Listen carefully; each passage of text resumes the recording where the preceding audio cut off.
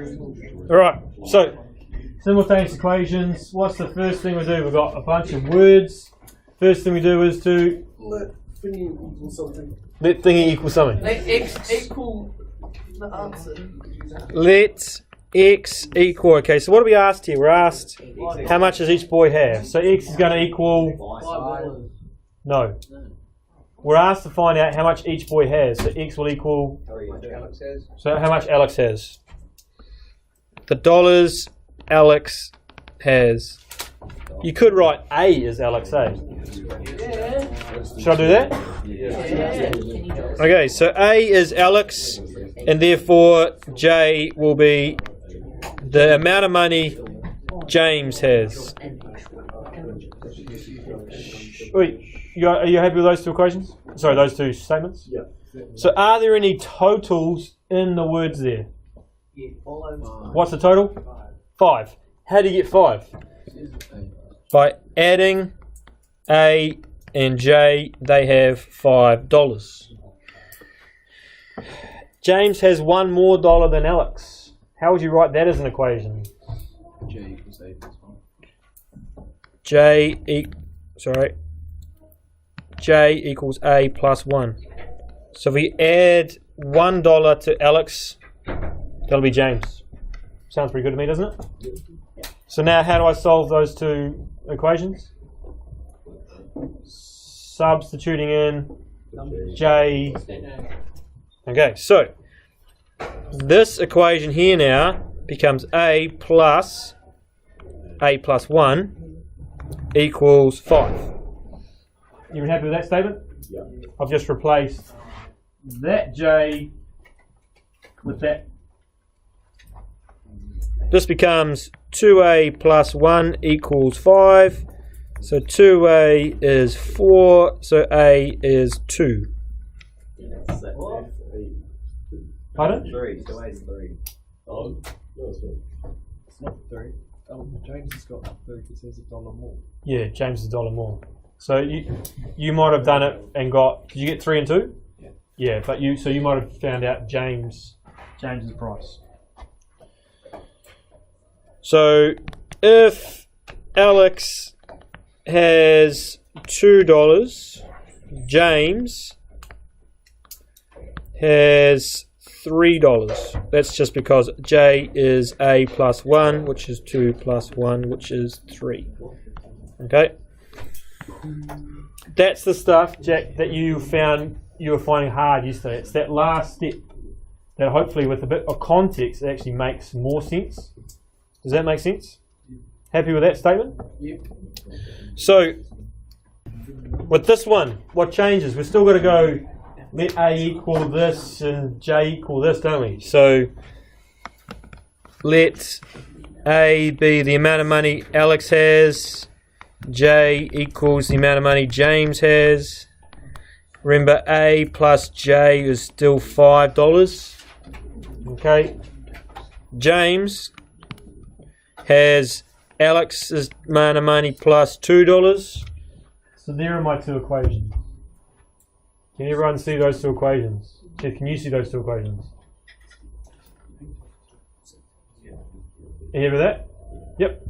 So now all I'm doing is I'm rewriting this top equation. I'm going to call that equation A. I'm going to rewrite that equation A as A plus J equals 5. Okay? But that's not going to help me solve it. So this J and that J, the amount of money James has doesn't change, does it, between equation 1 and equation 2? He's got the same amount of money in both equations. In this statement here, James and Alex have $5 altogether, and James is $2 more than Alex. Is that the same James? Yes. The same amount of money, yeah. So that James there is actually the same as that James there. Okay, so what I'm going to do is I'm going to rub out that James there and put in what James equals. I'm going to substitute in what James equals there. You see that? Now from there it becomes one of our easy linear problems. How do I solve that? Add my A's put the numbers to the other side, don't I? So I've got 2a equals 3. Divide both sides by 2, and I get a is, well, a is $1.50, isn't it? Okay. Now, that's not my answer. What I have to do is I have to find Alex and James. So if a is $1.50, James is $1.50 plus 2, so James is $3.50. Does that make sense? Yeah. So what's my answer? What's my solution? James has $3. Alex has, yes, $1.50. James has $3.50. Sorry about my handwriting. This cord's in the way. That's the problem. You happy with that? Yes. Make sense? Yes. Okay. Okay, so with the second part here, or second question, it's actually the third question. 24 students in Jimmy's class, 3 more boys join the class. There would be twice as many girls as would be boys. So, is there more girls or more boys in the class? More girls, okay. So, if you think like that, then that's going to help you. What do we need to do first? Make the letters equal. Let B be the number of boys and G is the number of girls. You guys happy with those two statements? Yep. Okay, so one equation, the number of boys plus the number of girls is 24. We're all happy with that equation, eh? It's the second one that's trickier, yeah? Is the second one right? Boys plus 3 equals half of girls. That's exactly it, yeah. So if we have the boys and we add 3 to them, we are going to get half of the girls. Okay? Although I wouldn't think like that. I'm going to confuse myself if I think like that. What I'm going to say is I'm going to say actually 2 lots of that is the girls. Okay? But it's 2 lots of the boys plus 3. It's not 2b plus 3. It's 2b plus... 2b plus 6 is G. Yeah, because it's 2b plus the 3 boys plus it again because it's double. Does that sort of make sense? So that's where your one, Zach, might be better than this one. Okay, but this one might be easy for other people to see. So if we've got G now is 2b plus 6, well, what are we going to do? Yeah, so we're just going to go, well, the number of girls here is the same as that up there, eh? So the number of boys plus the number of girls is going to be 24.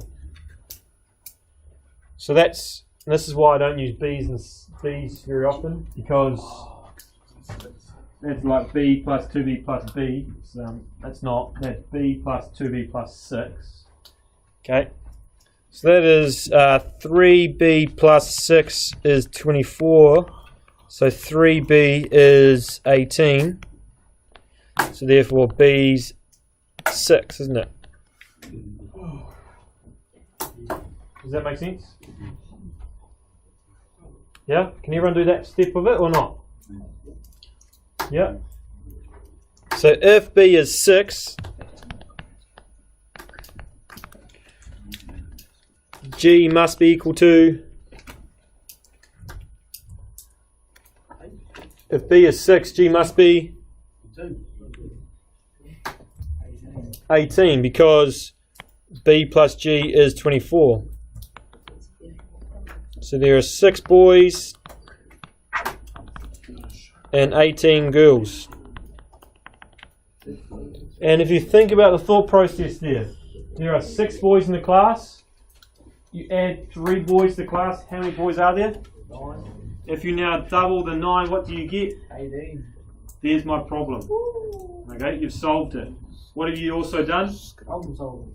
Yeah, well, you problem solved. You've checked your solution. Have we answered the question? Not yet. There are 18 girls in the class.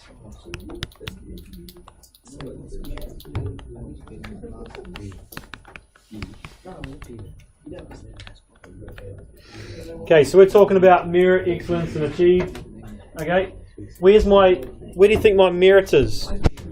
It's bottom of 3b plus 6 plus 3b equals 18. No, like, Just before you curve it if you up. don't add in the actual answers. I reckon that's my merit there. That's my merit there. Okay? George, where's my excellence? In saying The actual words that say, this is my answer. What's my achieve? getting the x making the equation. Writing the equation, isn't it? Maybe one of those. So one of those two ticks, maybe not. I don't know. Okay. All every year it sort of changes, but generally, if you can form an equation and you make some sort of steps towards the answer, you can get an achieved tick for that. What would happen if you only gave the answer without giving any of the working answer? Well, you've done no algebra. We are using this to use algebraic procedures to solve problems. You've used no algebraic procedures, so you've done nothing towards the standard. Straight not achieved, yeah. Or state no ticks. Yeah. You might get a tick for problem solving, but you're going to get one of those. Any other questions for that? Is this beyond us? Yeah. Someone's given up.